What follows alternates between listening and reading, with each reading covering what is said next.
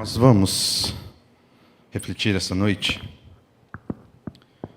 sobre, pode colocar aí na tela, a palavra de garantia.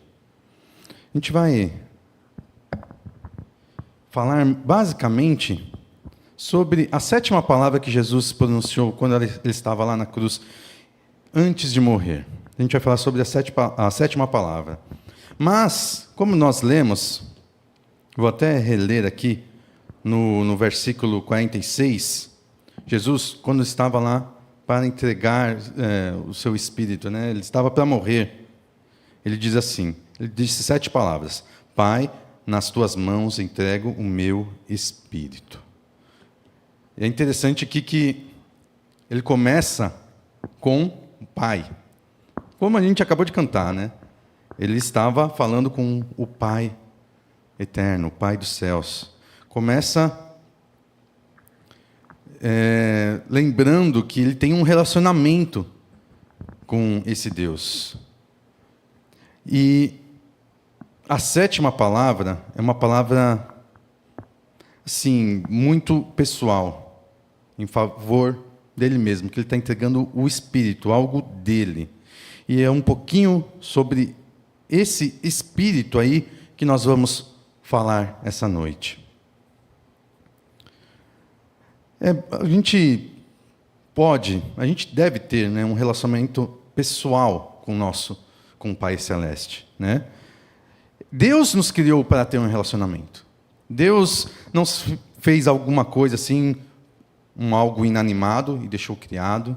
Deus não fez robôs para agir de alguma maneira robótica, assim, automatizada, mas Deus nos fez conscientes e nos fez com vontade própria, esperando que nós tivéssemos um relacionamento com Ele, uma comunhão com Ele. Nós lemos na palavra de Deus, o início de tudo estava sendo assim. Adão e Eva tinham um relacionamento com Deus, eles conversavam com Deus diretamente ali. Mas essa comunhão, esse relacionamento dos homens com Deus foi quebrado quando houve o pecado. Então, esse pecado aí fez com que essa comunhão, esse relacionamento que nós tínhamos com Deus fosse acabado. E Jesus Cristo veio aqui para pagar o preço do nosso pecado e restaurar a nossa ligação com o nosso Deus. Muitas pessoas ficam se perguntando o que nós somos. Tem gente que acha que só somos um monte de células e nós temos a mente aqui, né? Mas eu acho que nós, além de corpo e mente, nós temos algo a mais, que é o espírito. Nós cremos que nós somos formados por 3 coisas: corpo, alma e espírito. A gente pode separar um pouquinho assim, que mediante o corpo nós somos conscientes do mundo, mediante a alma, né, nós somos autoconscientes, nós nos conhecemos, mas mediante ao espírito nós somos conscientes do nosso Deus. Nós temos essa espiritualidade. O que é diferente do mundo, porque no mundo, ou todos que ainda não são alcançados, eles são mortos espiritualmente. A gente vê isso claramente na palavra de Deus, lá em Gênesis 2:17, que está escrito assim: foi uma instrução do próprio Deus para nós, para o casal, né? Mas isso era para a humanidade. Mas não coma da árvore do conhecimento do bem e do mal, porque no dia em que dela comer, certamente você morrerá. Eles comeram, não morreram fisicamente, mas morreram espiritualmente. Essa foi a morte que estava sendo retratada ali. E Jesus, quando veio e morreu por nós, veio restaurar essa comunhão que nós tínhamos com Deus e nos dar essa vida. Quando Jesus fala, vocês vão ter vida e vida em abundância, ele fala sobre um renascimento espiritual. Efésios 2:1 está escrito assim: vocês estavam mortos em suas transgressões e pecados.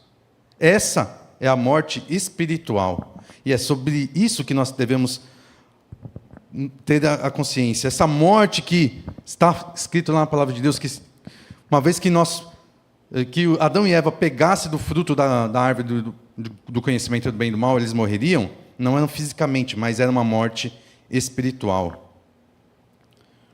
Mas, através de Jesus Cristo, nós podemos ter vida espiritual novamente e restaurarmos o nosso relacionamento com o nosso Pai Celestial. Nós devemos ter esse relacionamento com Deus através de uma fé humilde, não prepotente.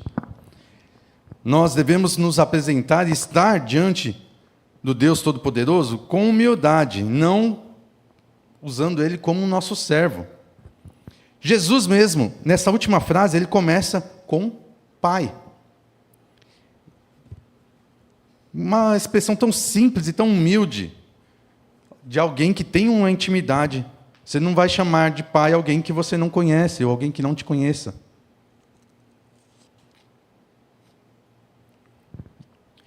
E Jesus fez isso, falou isso com Deus eterno, chamando Ele de Pai, e nós podemos fazer isso também.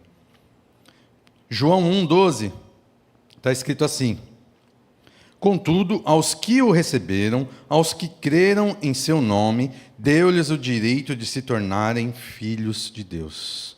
Quando nós recebemos a Jesus Cristo, nós nos tornamos filhos como Ele, e nós podemos chamar o Deus Todo-Poderoso de Pai. Nós restabelecemos assim essa intimidade com Ele, esse relacionamento. Nós fazemos parte da família de Deus. Todos aqueles que creem no nosso Deus e recebem Ele se tornam parte dessa família. Por isso que nós chamamos de irmão, irmã, porque somos todos filhos do Pai eterno.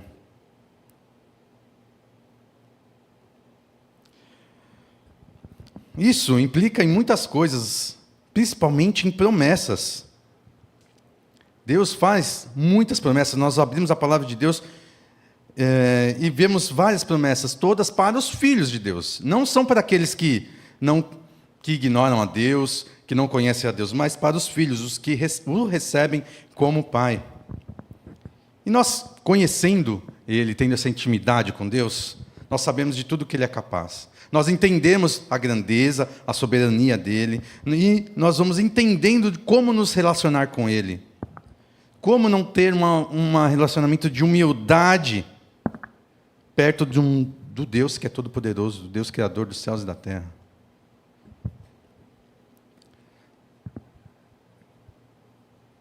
E é interessante que somente a fé em Cristo, quando nós recebemos a Ele como nosso Salvador, que pode efetuar isso. É somente a fé. Efésios 2, 8 e 9, está escrito assim: pois vocês são salvos pela graça, por meio da fé. E isso não vem de vocês, é dom de Deus, não por obras, para que ninguém se glorie.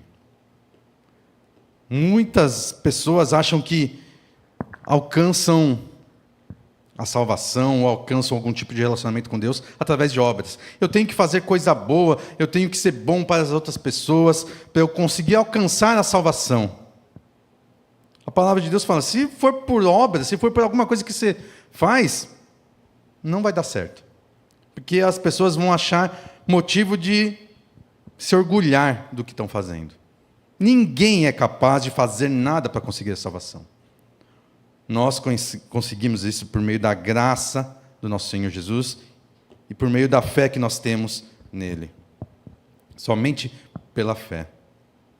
Essa é a característica de nós adentrarmos aí num relacionamento pessoal de fé e humildade com o nosso Deus. Isso também nos leva a ter a certeza absoluta que existe vida após a morte física. Jesus fala assim: nas tuas mãos entrego o meu espírito. Ali ele estava morrendo, o Espírito Santo, o espírito dele estava voltando ao Pai. E ali a gente podia ver que ele estava ciente de que não acabava ali. Uma pessoa que está a ponto de morrer e tem a tranquilidade de saber que não está terminando. Ali, as coisas não estão terminando ali. Quando nós vemos enterros de pessoas, de irmãos nossos, nós temos a certeza que não é a última vez que nós vamos vê-lo.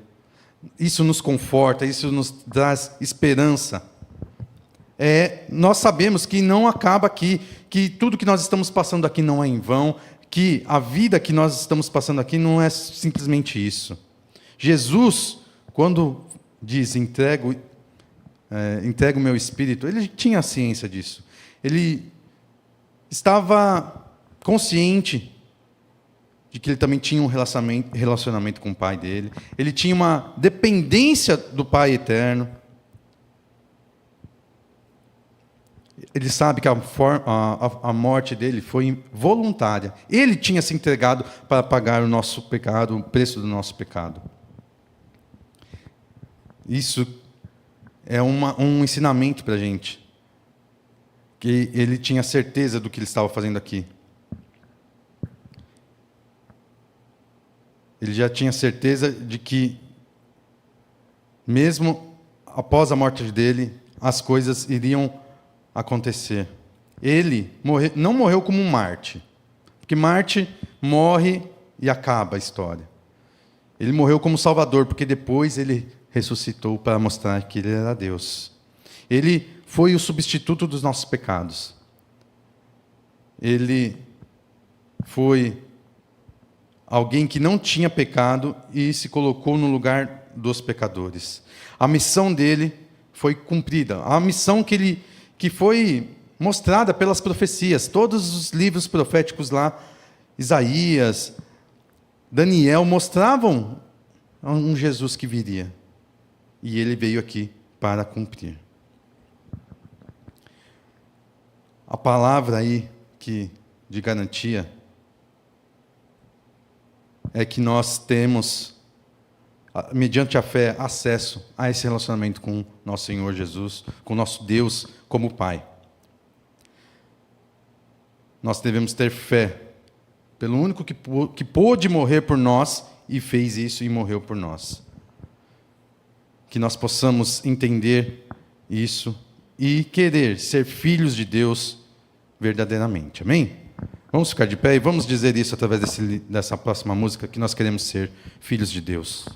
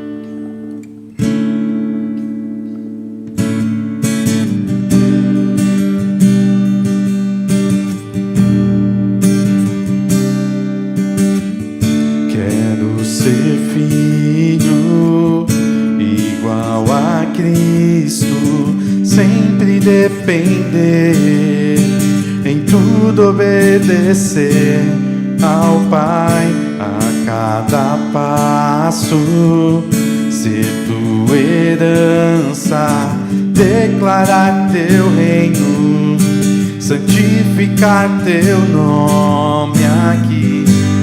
Tu és bem-vindo, vem habitar aqui em nosso meio, com teu Espírito. Vem, Senhor, é teu este lugar. Quero ser filho igual a Cristo, sempre depender, em tudo obedecer ao Pai a cada passo, ser tua herança, declarar teu reino, santificar teu nome aqui. Tu és bem-vindo, vem habitar aqui em nosso meio, com teu Espírito. Vem, Senhor, é teu este lugar. Deu-nos o poder de sermos feitos filhos teus, através de uma aliança infinita de amor. Manifestamos tua glória, declaramos teu domínio, preparamos teu caminho, Senhor. Quero ser filho igual a Cristo, sempre depender, em tudo obedecer ao Pai a cada passo, ser tua herança, declarar teu reino, santificar teu nome aqui. Tu és bem-vindo, vem habitar aqui em nosso meio, com teu Espírito. Vem, Senhor, é teu este lugar. Te honramos, te adoramos, junto com os anjos, queremos te entronizar. Te honramos, te adoramos, junto com os anjos, queremos te entronizar. Te honramos, te adoramos, junto com os anjos, queremos te entronizar.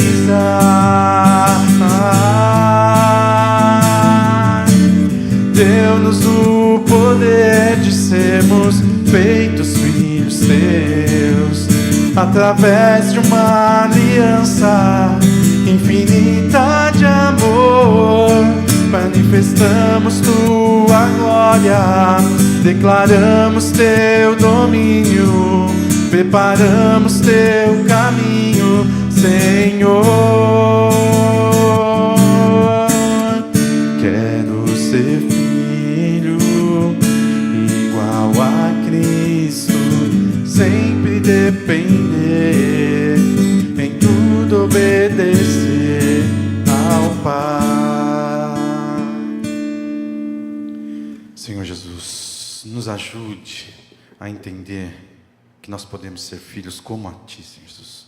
Como Tu falaste diretamente ao Pai, que nós saibamos que nós temos acesso direto ao nosso Pai Celeste, que nós possamos viver como filhos, viver debaixo desse amor maravilhoso, dessa graça maravilhosa, que nós nunca esqueçamos, que o inimigo não tenha poder de tirar isso das nossas vidas, essa certeza de como é bom poder ser filho Teu. É isso que nós te pedimos em Teu nome, para a Tua glória.